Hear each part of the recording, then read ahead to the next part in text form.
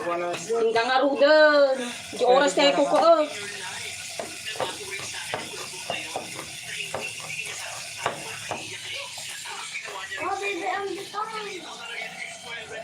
Natanin kay kun ah. Don't you worry, don't you worry.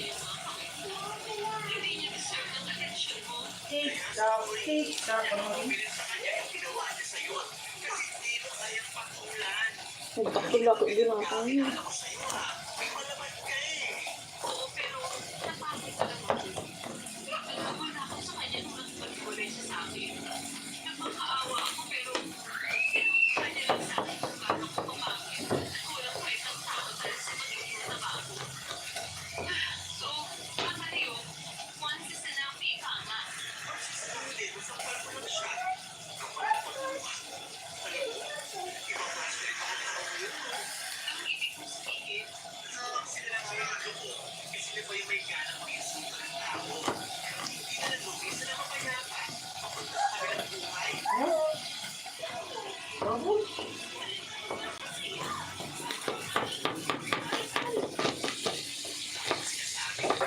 May kuha ka na.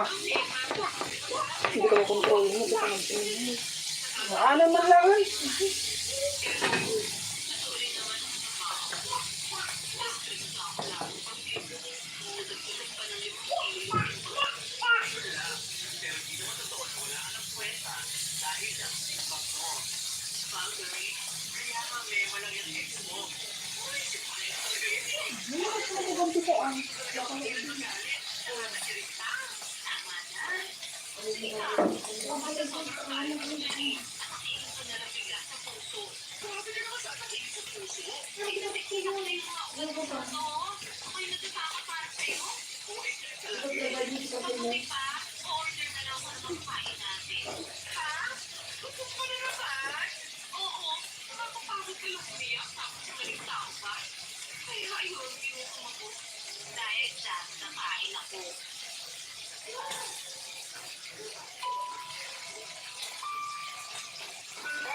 Sobrang sakit pa ng buo ng taong pinakamamalas.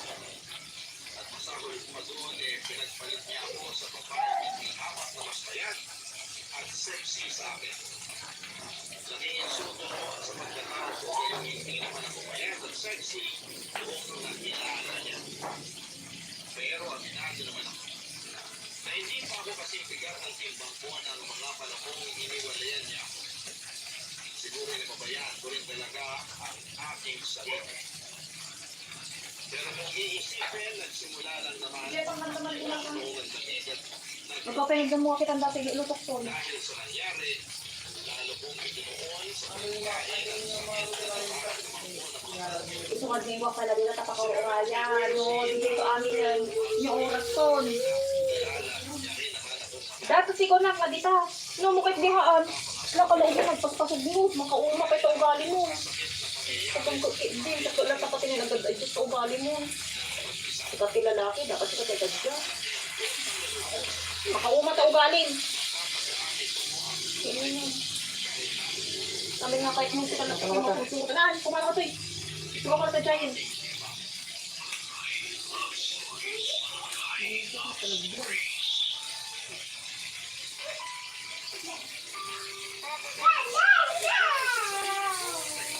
Kung ano ko tan. Pumalis ka dito. Total, bahay mo to, kaya ako makikama sa'yo.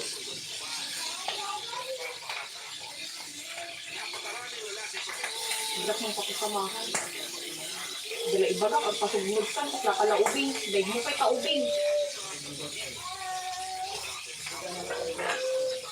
Itultuloy na tayo, itultuloy ito sa taka nag-ugalin. Nilalakyan ka nga paurong.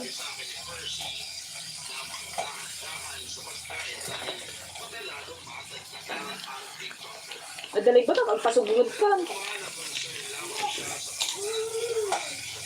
Tapos nadalay ba si kanto pala si makaungot?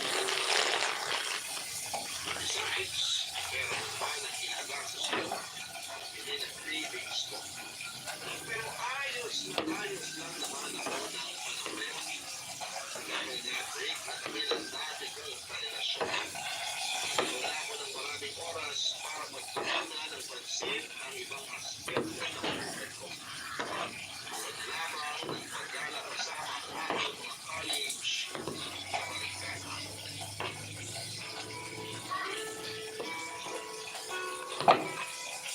Oh, eto, pasalubong ko sa'yo. Wow, hindi. Thank you. Kahit tumatanda sa akin, kaya lang wala naman dun sa inyo namin. Tapos hindi na ako nakapag-iin ng resign. Partakan dito, Joy, ah. Ako bumabasa sa sakyan. Nagpabili na lang ako sa isa naming kaibigan. Hayaan mo, sa susunod, recommended na ibibigay ko sa'yo. Okay na yun. Thank you din. Welcome. So, ano ba? Anong ano ba? Pasalubong mo? May dala ako ng pagkain. Ayoko, gusto pa ako. Hindi naman yung tinatanong ko eh. Anong mauli yun? Nakalimutan ko na kasi. Di ba nagpapakwento ko sa'yo bago ko ilagay sa akin kung masalubong ng DJ? Ay, oo. Kaya lang, nasa na nga ba tayo sa pinag-usapan natin? Ay, ako. Nasa presa ka pala pero kumakain ka na. Sabihin mo na lang kaya, kasi nakakapa ako. Na ano pa dyan? Wala akong ginagawa sa'yo, no? Ay, bahala ka na nga dyan. Pwede lang. Ikaw naman, hindi ka naman biro. Kilala mo ko, hindi talaga ako magbibiro. Kaya sabihin mo na lang sa akin kung anong tinanong mo bago ko ibigay sa iyo. Wala akong mahalan. Pwede lang. Tinatanong ko kung ano bang ginawa niya ng barkada niya doon sa resort. Sabi ko na pa siya agad. Tapos nagsiring kayo. Wala. Hindi ba business mo yun? Mas alam ko maraming marko. Tama ka naman ang business ko yung maraming kwarto. Pero sila lang na lumabas, hindi ako sumama. Hindi naman ako umiinom. Correct? Hindi mo naman kailangan uminom ng hard drinks. Meron naman mga ladies drinks doon. Kung ayaw mo pa rin, sana nag-juice ka na lang for the sake of party. Pagod ako. Kaya nagpaiwan na lang ako sa tinuluyan namin.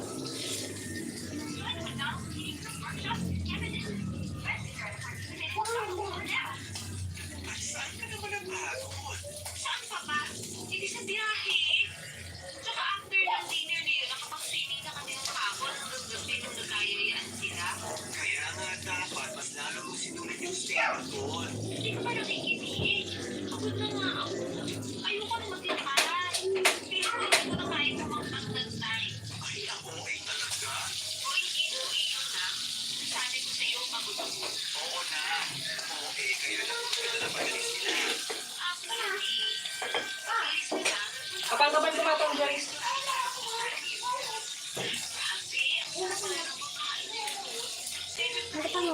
Hindi ka nga magna, ah. Nang thank you. Wala na may energy para sumama sa mga kaibigan. Pero may energy pupunta sa malapit na restaurant at kumain. Ano naman masama doon? Ito kain ko lang ako. Naubos ko rin kaya yung order ko. Wala akong sinabi na pagkain ko. Hindi ka naman talaga marunong mag-set ng pagkain. Ay, oo naman. Marami na lang nagustuhan ngayon. At yung gutuman, ang pinaka-iogong pakiramdam sa mundo. Alam ko naman yun. Kaya sige, move on na tayo. Hindi ako makakapagluto sa sarap ng in-order ng pagkain. Para naman iwan pa sa tila ko until now. Nalalasahan ko. Baka naman di ka lang nagtutwas siya. Napakagaling mo talaga. Emila, ano ba? Ano nga ba? Kinabukasan, ano pa ginawa mo? Wala naman. Swimming lang ulit, pero sa beach na kami doon. Wow, nakakaganda din mag-age. Sakto lang. Kasi nilamig na ako agad eh, kaya umangla. Tapos, Sunday din ako, sinspirit naman yung araw. Kaya medyo ano naglaan ako ng ice cream na avocado flavor. Ayun, napapili-pili ako. Wow, ibang klase. Nilamig, tapos ice cream. Avocado, diba? So, hindi ko matanggihan. Napaapat na ako na ako. Kasi hindi ko mamatsan mo. Hindi naman. Bakit? Kasi naman yung apat. Kasi bakit manok sa'yo, pulis yun. Basta ako, nag-enjoy sa ice cream ko. Parang wala ka namang ibang ginawa doon sa di kumain. Actually, tama ka. Kumain lang ako ng kumain. Pagkasarap kasi naman ako kumain ko. Di ba naisip ko? Hindi naman kami lagi yun eh. Kaya dapat salitin ko na.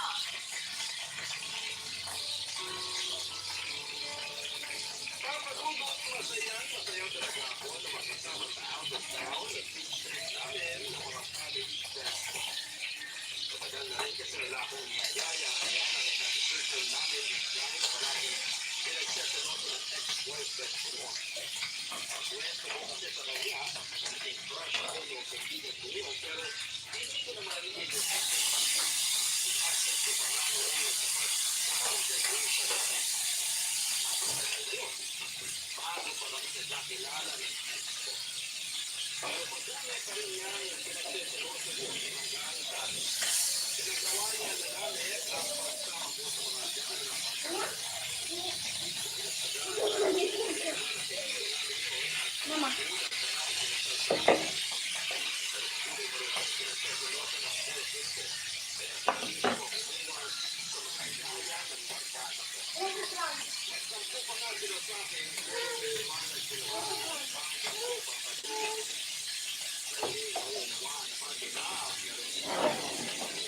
Allah!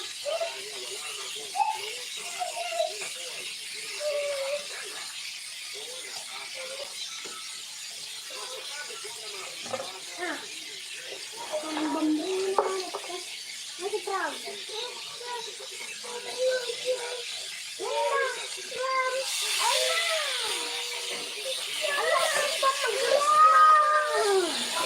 Magalis si mama.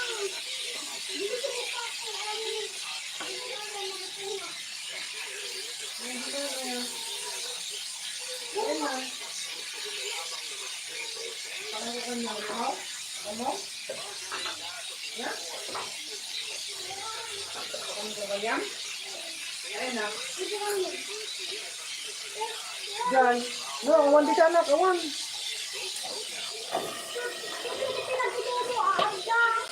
Pinagtutulog kami sa mga. Awan di na, awan. Kita naman din, kita naman din dito. Kita naman din.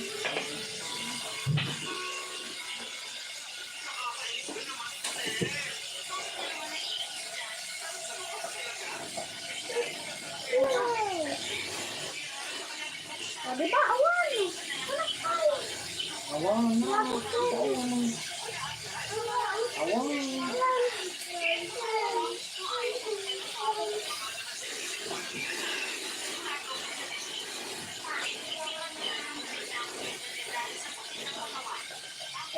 awan.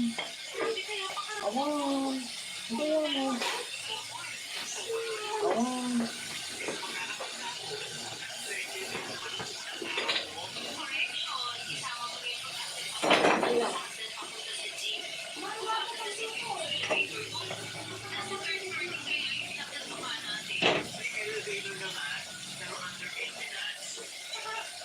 Tanong pati.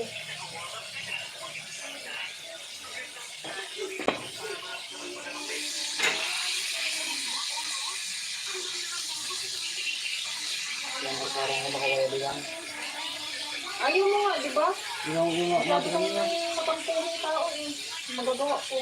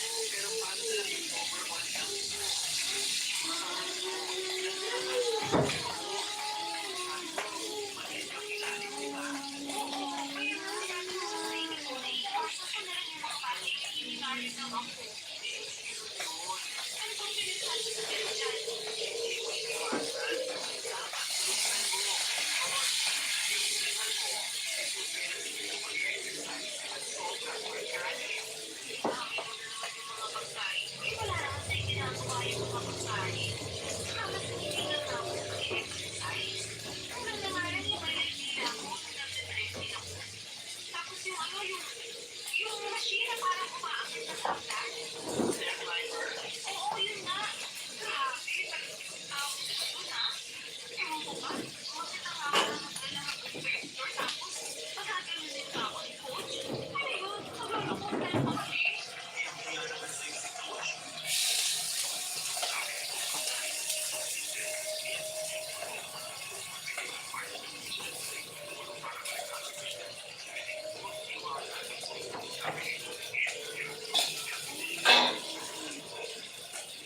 Palitan ko na kaya siya, no?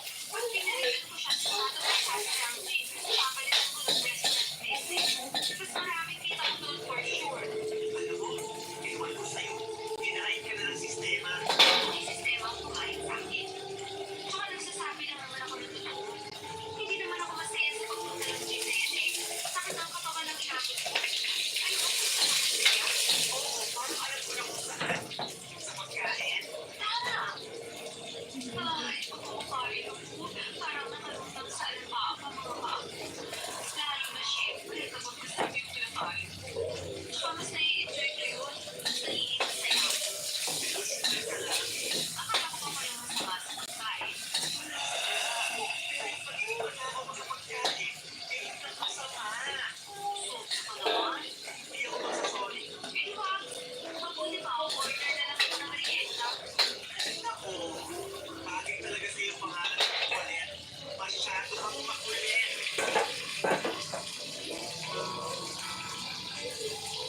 Sa totoo lang, papatuloy. Mabibilang sa dalili ko sa kumain.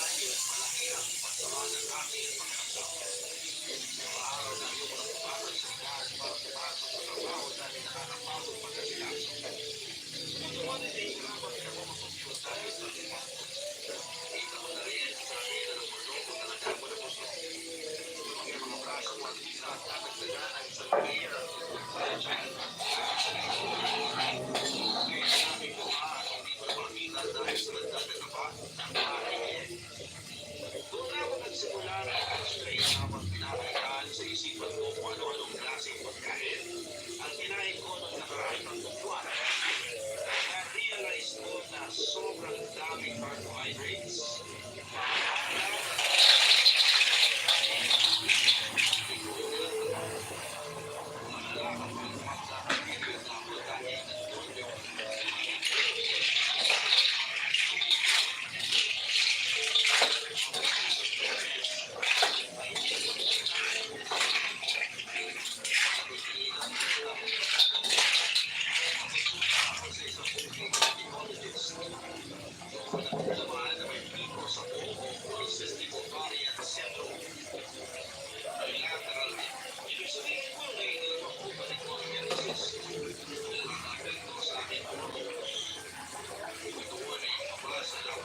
Dahil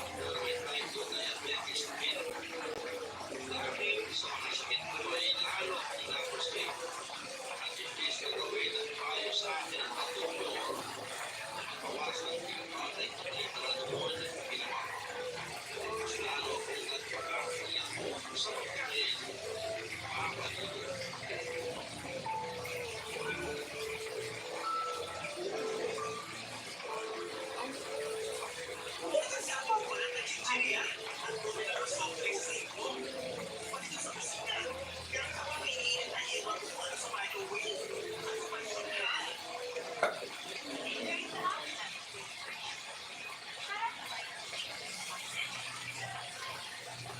Yun ba?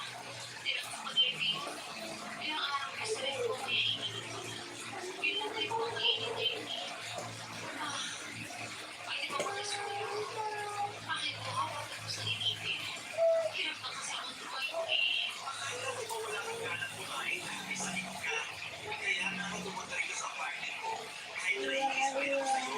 Thank you.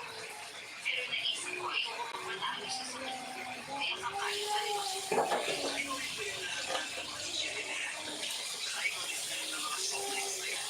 Oo, wala namang kasama dito eh. Ako lang. Ano, nasermonan mo na naman ako kasi kumain ako ng anti-antibol. Sige, kung hindi ako kumakain, baka lalo ko mag-spit niya. Pero sa mga pagkain, ayaw lang naman ako nagiging masaya. At least, kapag kumakain ako, nabubusog ako. Tsaka yung mga pagkain na yan eh, hindi nag-iiba. Hindi ka tulad ng mga pagkalo. Ayaw na nila ako isama sa mga gala nila. Kasi pag pinaglandaw ako, literal ha? Tapos sabi niya, KJ din daw ako. Reklamo, lalo na sa mga gusto nilang gawin at nandahan. Kasalanan ko kayo, mabilis ako. Tapos, baka hindi pinagdas sa akin yung mga trip nilang gawin. Alam naman nilang matama ako. Hindi naman. Ano yung luto tayo dyan ah? Sa unang luto ko. Pag nakuha disappointment nila sa akin, may isa pa nga na nagsabi na sana yung mag-stay lang dito ako sa hotel.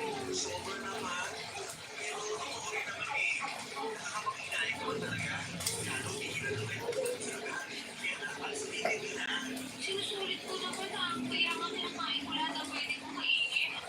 Kaya lang hindi nila yung naiintindihan.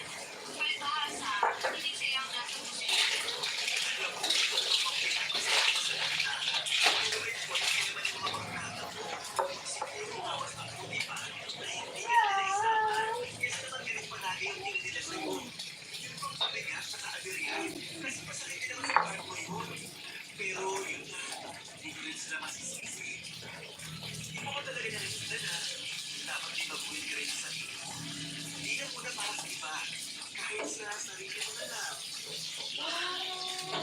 Alam ko namang meron, pero hindi ko alam kung paano mag-umpisa.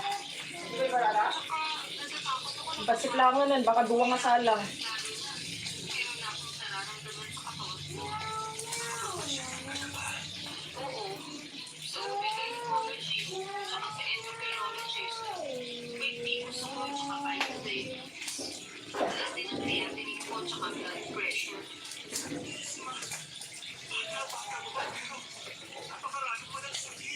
Kaya nga eh. Last week lang. Nahihiya ako sa'yo eh. At saka, natatakot ako na baka sabihin mo kasalanan ko rin naman kaya nangyari sa akin. Naaalala ko kasi na sinabi mo masama ang pagiging matakaw. Oo, pero kailangan ko na makakaramay. Lalo na sa sitwasyon mo yan. Okay lang naman ako. Marami ko naman yung mga pagkain. Alam mo, hindi tama yan. Baka lalo ka lang masama sa ginagawa mong yan eh. Saka hindi ka naman pinagbabawalan kumain. Pero sana, piliin mo naman yung mga pagkain na mapapasukin mo sa katawan mo. Nahihirapan ako. Hindi ko alam kung paano ko magsisimula. Pakiramdam ko pag hindi ako nakakakain ng mga pagkain kinasanayan ko, may mamamatay ako. Alam mo ba yung pakiramdam na yun? Ang hirap! Hirap na ako mag-control.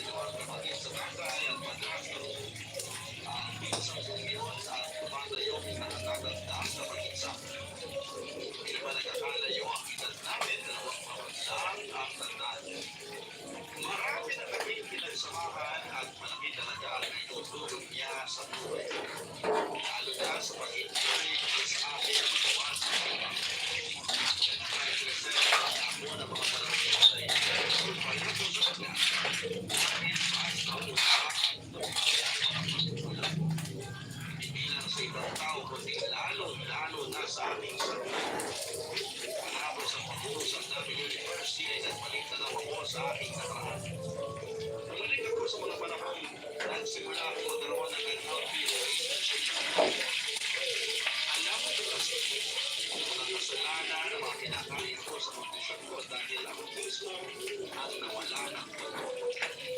Pero naniniwala din ako na hindi pa naman yan lahat lalo na kung desidido kung magbago ng buhay. Kaya nga noong 2024 na ay pinatapos ko na lahat ng mga handaan bago ko makatawanan ang New Year's resolution ko kung magpabayad ng tuluyan. Bilang ko ng akma. Nagbawas ko ng kinakain lalo na yung unhealthy katulad ng junk food, soft drinks, and sugary drinks. Sobrang hirap. Lalo na umabot ako sa puntong naglalagoy ako baka kita lamang ako ng mga paborito kong pagkain. Pero sa tulong ni Percy at ng aking dietitian ay inaya ko naman. Sunod kong binawasan ay ang mga consumption food ng carbohydrates. Ang mga halimbawa noon ay kanin, tinapay at mga pasta. Pero hindi ko naman agad pinalis sa sistema ko, lalo na at meron akong mga sakit. Bukod doon ay nag-invest din ako ng treadmill. Ginagamit ko lang naman yun pagpaulan. Pero pag hindi naman ay sinasamahan ako ng bago kong maglakad-lakad sa gabi. Nagpapagpag at volleyball din kami pampapawis. Kaya sa loob ng 2 buwan, nabawasan na ang timbang ko ng halos 10 kilo.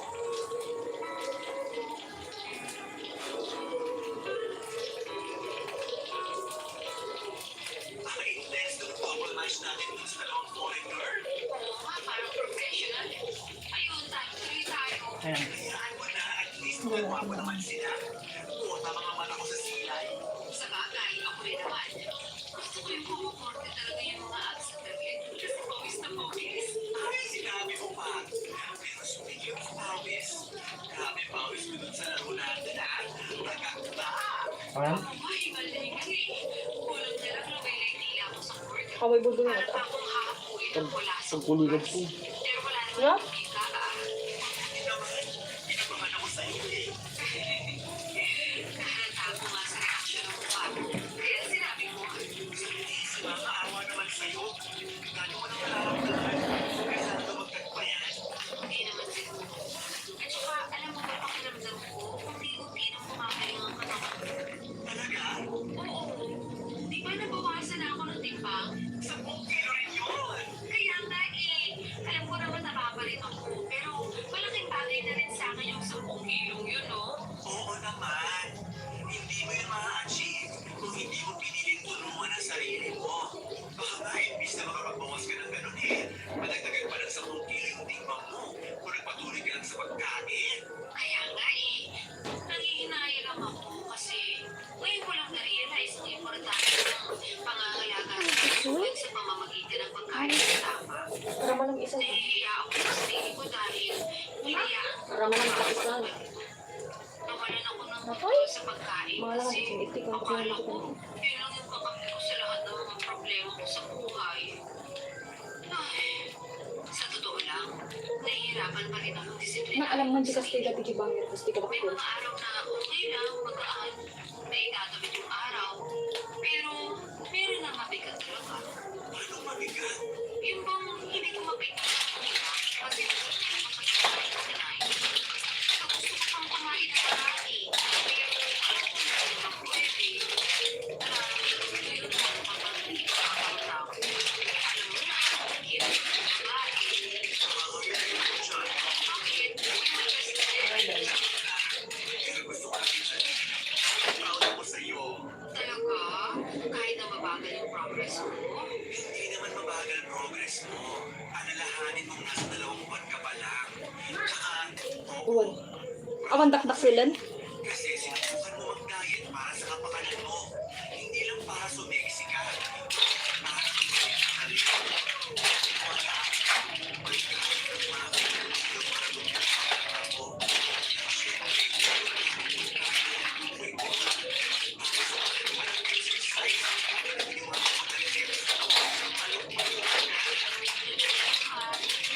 Nagpapawisan kasi ako na nakapagbawas ng timbang eh.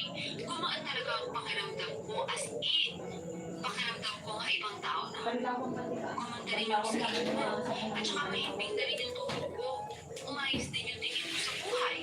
Pag dati madalas ako mawala ng pag-asa. Ngayon alam ko may magandang bukas na naghihintay sa akin. Pag nagpatuloy at nagtsaga ako sa ginagawa ko. Ganyan nga. Kaya proud talaga ako sa iyo eh. Alam ko na hindi madali, pero kinakaya mo. Grabe, bilib na bilib ako sa iyo. Pinagmamalaki kita. Thank you. Pero kung tutusin, hindi ko naman ito magagawa kundi dahil sa'yo. Ikaw yung nandyan para tumulong sa akin. Kahit na maraming beses ako naging pasaway. Siyempre, parang kapatid na tuloy ko sa iyo. Mahal ka.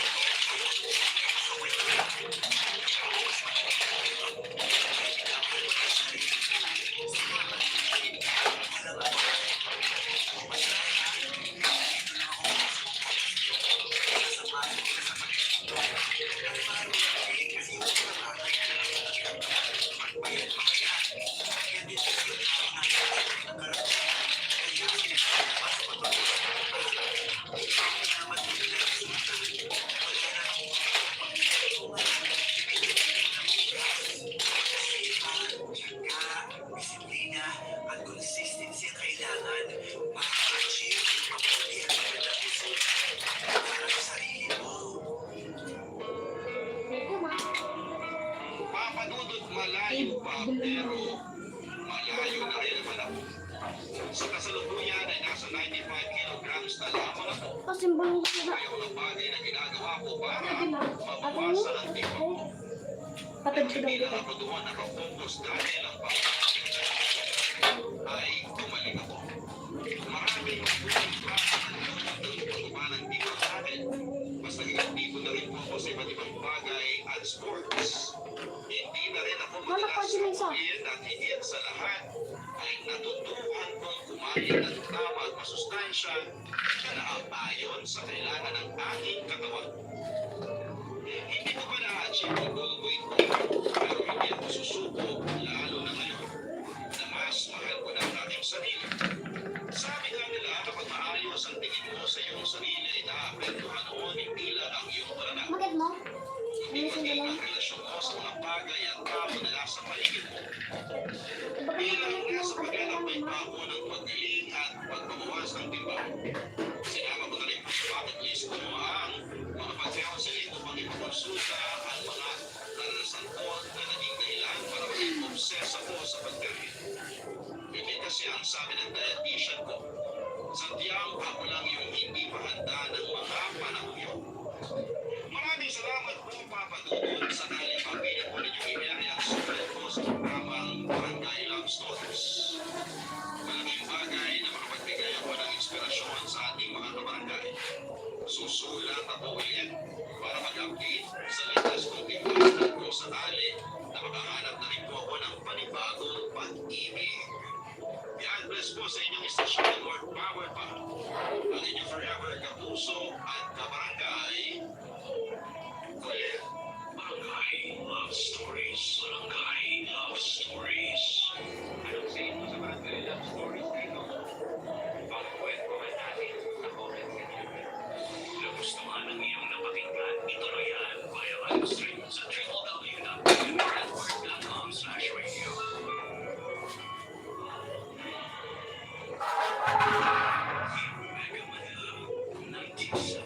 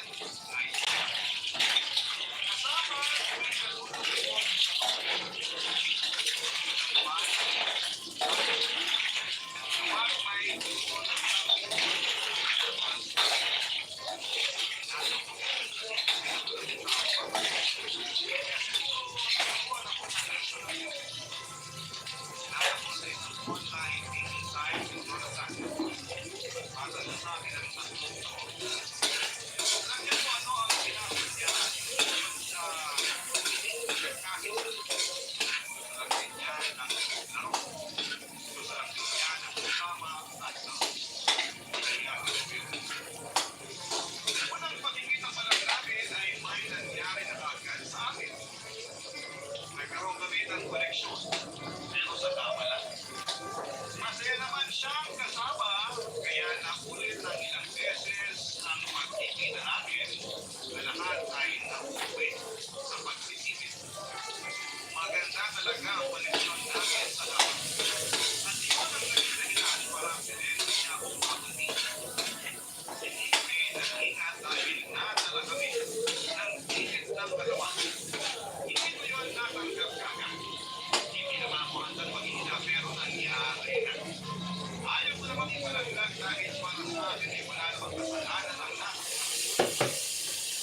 Dahil dito pa malunod ay kinausap ko sa mga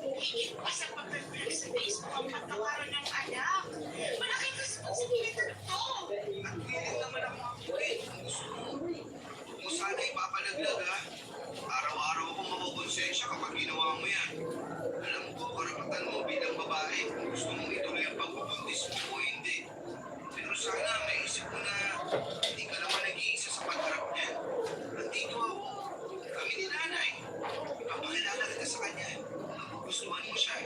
So, Nathan? Ang damo ko na natatakot ka. Siguro, mamaya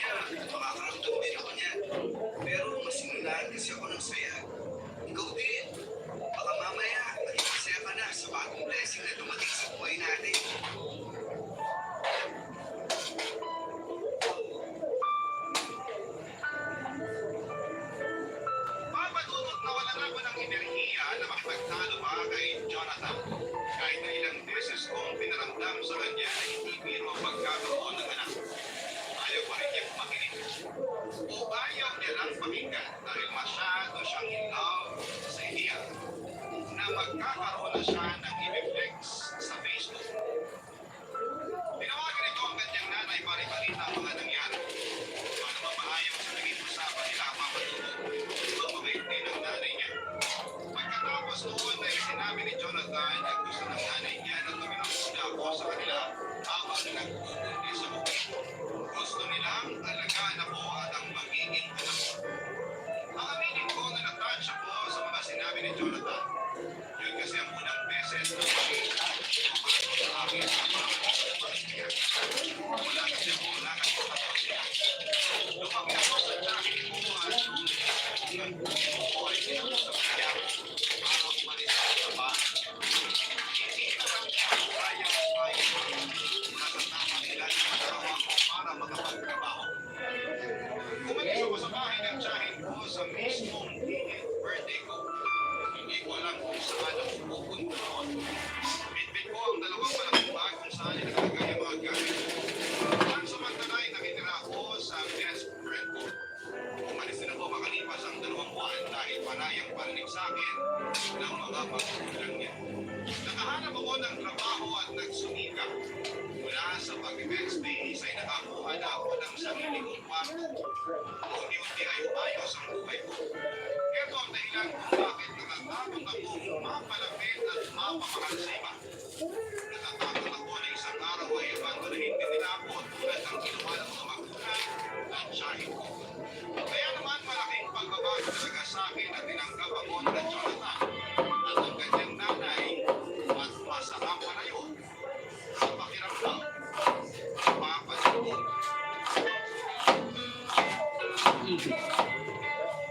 Medyo. Kita mo na ba sa kolo? Suka, awan suka ito. Tumadawat ng tukay dito.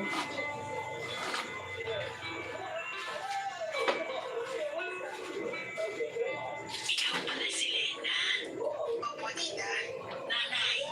Nanay na lang ang itawag mo sa akin. Magkakaupo na ako sa inyo. Kaya dapat magulang na rin ang trato mo sa akin. Salamat po. Nanay, Ayan, dalawa na ang anak ko. ayos na po ba talaga sa inyo na tumira ako rito? Oo naman. Ang batong na ulit kay Jonathan na dito ka tumira. Lalo na nung nalaman ko na umuupa ka lang daw ng kwarto.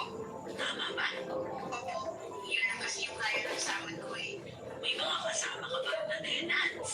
Marami po. Paupahang mga kwarto talaga yun. Naku, sakto ka lang kakuha ng mga tulad. Hindi makakabuti kung napapaligiran ka ng maraming tao. Maniwala ka sa akin.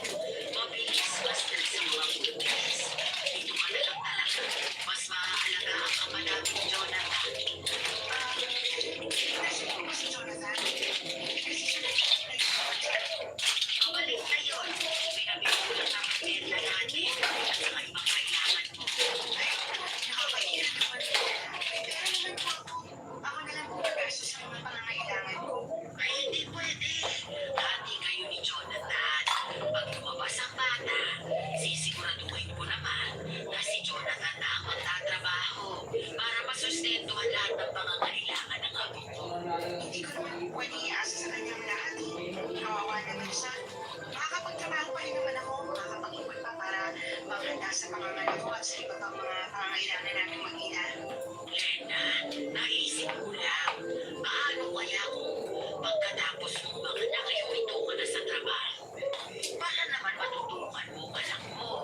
Wala ka namang po problemahin bayarin sa upa kasi libre na ang lahat dito para sa'yo. Pero gusto ko kayo po sana may trabaho para mas malaki ang maipon namin ni Jonathan para sa anak namin. Iba na talaga ang henerasyon ngayon, ano? Nung panahon kasi namin, kailangan huminto sa pagtatrabaho ang mga nanay para may magbantay sa mga anak. Kaya ko naman pong pagsamahin. Ay naku, sa una lang yan. Pero kapag nahawakan mo na ang anak mo, halos ayaw mo nang bitawan at ayaw mo na rin bumalik sa trabaho. Lagi mong mamimiss. Lagi kang mag-aalala. Marami akong mga friend na ganyan ang nangyari. Sa ako naman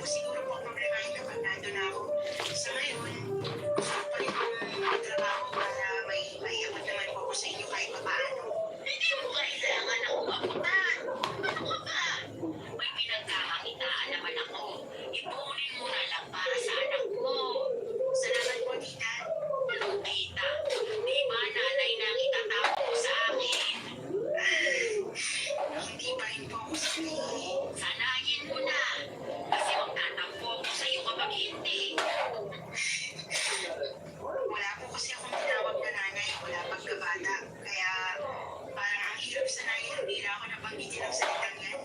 Nakwento nga sa akin ni Jonathan. Kaya pinilit ko talaga siya na kunin ka rito. Kailangan mo magkaroon ng isang ina para alam mo kung paano maging ina sa magiging anak mo. Salamat po, nanay. O kung may kailangan ka, huwag kang mahihiyang magsabi sa akin. Ituring mo akong isang ina. Salamat po. Ay, Lena, nakapili ako ng merienda. Okay ba? Bigyan mo ng iyaw na maisip ako. Bakit naman ikaw ang magdidesisyon sa paglilinya ni Lena? Hindi ba pwede yun? Ang mga maganda ito. Kasi ako nung nakita ko doon sa palengke eh. Ikaw ata na ganyan din ang tatay ni Jonathan dati. Siya ang nauunang maglihi kesa sa akin. Dali mo na rito yung maisang taon na yan. Maski ako nadamay sa paglilihi mo, Jonathan. Nagkatawanan at nagkantsawan pa ang mag-ina habang hinahanda ni Jonathan ang merienda namin pamadudot. Napangiti na lamang ako. Ganito pala ang pakiramdam na mapamilang sa totoong pamilya. Tahimik lang ako noon at pinagmamasdan silang dalawa. Ang saya nilang tingnan. Hindi ko yun naranasan. Hindi ko man experience ang bonding na ganoon pero ramdam ko na magayon sa pakiramdam. Kita ko naman sa mga mata nilang dalawa na maganda ang koneksyon nilang mag-ina. Nagkakwentuhan na rin kami tungkol sa pamilya ni Jonathan. Nalaman ko na 10 years old pa lamang si Jonathan na kumatay ang tatay nito. Isang siman, malaki naman ang naiwang pera sa kanila. Sapat para masustentuhan ang pag-aaral ni Jonathan hanggang kolehiyo. Pero hindi na rin nakapagtapos ng kolehiyo si Jonathan dahil tinamad na ito. Tinanggap na lamang yon ng nanay niya. Ang nanay niya ay isang retired na guro sa elementarya. Hindi na rin pinakit tulad ng dati ang hawak nilang pera, pero sa paglaban meron sila para sa simple at komportableng buhay. Si Jonathan naman ay nagtatrabaho bilang ahente ng mga sasakyan. Marami akong nalaman tungkol sa kanilang pamilya. Masaya ako sa mga nalaman ko. Yeah. I-post mo muna. Naisip ko na safe ang pagiging anak ko sa poder nila. Ang mga ayaban ni Ramdam ko. Kaya naman ang bilis lang din kumaan ng loob ko sa kanila papadudot. Sa pagdaan nga ng mga araw ay mas lalong tumigindi ang saya ko. Sa wakas ay nagkaroon na ako ng pamilya. Siguro nga ay totoo ang sinabi ni Jonathan. Malaking blessing ang sangkon sa aking sinapunan. Dahil sa pinagpupundis ko ay na-bless ako ni Lord ng pamilya sa katauhan ni nanay at ni Jonathan. May mahihiling pa ba? Parang wala na. Kontento na ako sa piling nila at sa direksyon ng buhay ko. Barangay Love Stories. Barangay Love Stories. Papadudot mabilis lang na lumipas ang mga taon. Nakapanganak na ako sa wakas at babae ang isinilang ko. Malusog at hindi ako binigyan ng problema habang naglilingkod. Pinangalanan namin siyang Mika. Sinulat ko sa pangalan ng best friend ko. Lalong isinilang ko si Mika, mas probable ang Joy, pag-isa pag hindi ka man sa dito, pangalan bakit sa ka akin. ako? Tinuro niya sa akin na kailangan ko malaman ang pag-alaga ng sanggol. Mas kaya pa niyang patakbuhin ang anak ko kesa sa akin. Sana ay natalaga siya at hindi pa rin daw niya nakakalimutan. Imanlukong, kita kastoy mo. Bakit niya ay siya rin ang nagasigaw. Nila ako namin di pa nagkagaraw na yun. Kanasan mo Kasi dito? sa bata ang nanay ni Jonathan. Nakita ko pa yun kung paano niya pagkakalin si Mika. Pagsama na nga ay ang nanay ni Jonathan ang katabi ko sa kwarto. Para mabantayan niya si Mika, si Jonathan man, nung lumagpas ng isang buwan ng titi namin, ay nakitulog na rin sa kwarto. Sa sahig siya, natutulog papadudot. Katabi ko pa rin sa kama ang nanay niya. Natatakot kasi ang nanay ni Jonathan na baka maipin nito ang titi namin. Totoo kasi si Jonathan matulog. Totoo naman. Ilang beses ko na yung na-experience kahit kung hindi pa ako nabubundis. Alam talaga ng nanay ni Jonathan kung paano kami alaga ang mag-ina. Habang buhay ko ay pagpapasalamat na napunta ako sa kanila. At dati naging problema ko na lamang ay si Jonathan.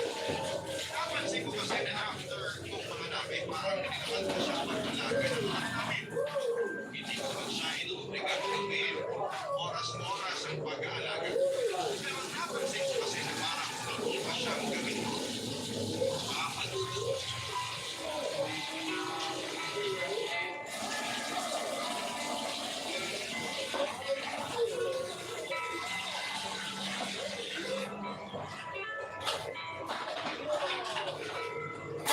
Oh, sorry ko na si baby Tika sa'yo. Akala ko hindi na kayo matatapos mag-selfie. Ayaw ko sa activity. Hindi pa na naman bibigyan. Iyak pa lang naman ang alam yan. Dito rin ako makahanap ng post sa Facebook.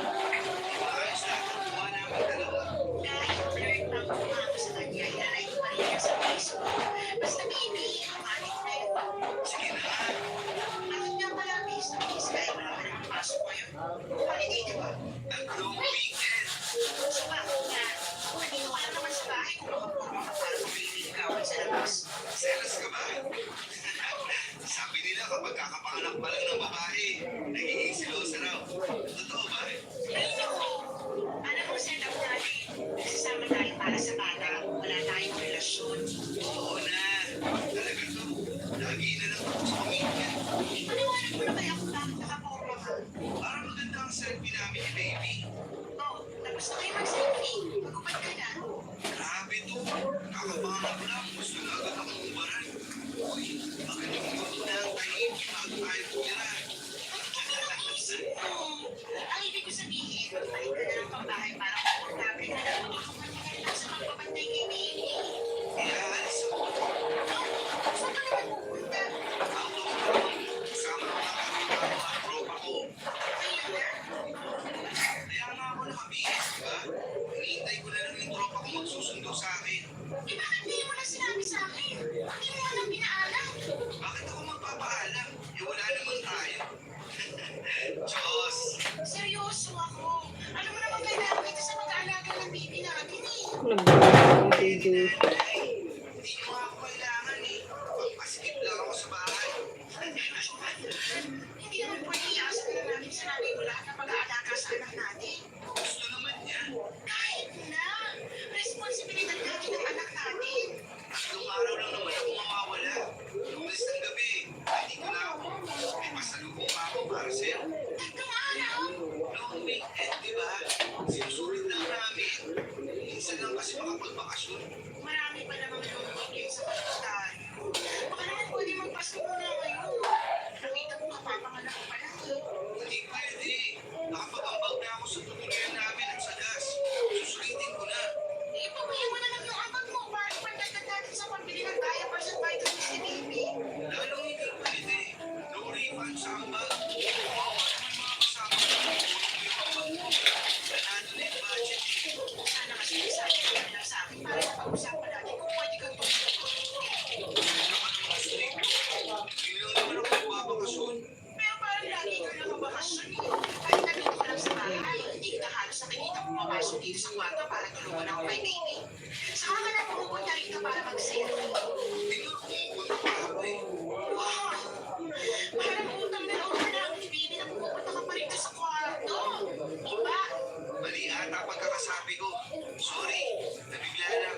Huwag kang magalit ha. Mabawi ako sa inyo ni baby pagbalik. Promise. Ako ang mag-aalaga. Matulog ka kung ang gusto mo. Promise. Promise yan ah. Ayun na, bumising na yung tropa ko. Alis na ako ha. Mag-chat na lang tayo. Update na lang. Okay, bye. Natahimik na lamang ako at pinigilang magalit. Final of data? Lalo na nung hindi niya maingat na sigurado ang pintuan ng kwarto kaya nagulat ang tinitigan namin. Mas lalong tuloy akong nagtingin sa galit. Iniwan niya kami mag-ina at akala ko naman dahil long weekend ay makakasama namin siya.